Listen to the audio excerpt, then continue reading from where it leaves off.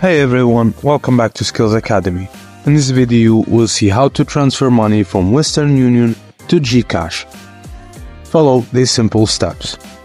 To do so, you can send money online through the Western Union website, or you can do it in person by visiting Western Union payment centers, or you can send money using a mobile phone app of Western Union.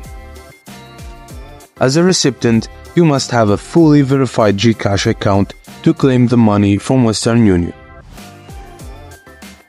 Here's the steps to withdraw money from Western Union to GCash.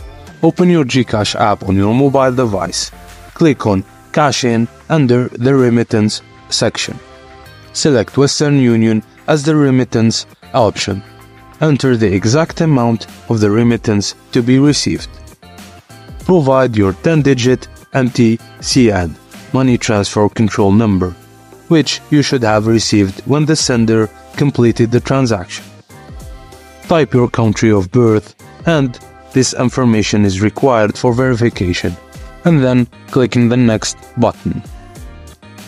Make sure to cash in immediately to claim your remittance, as Western Union's reference number might expire within 90 days.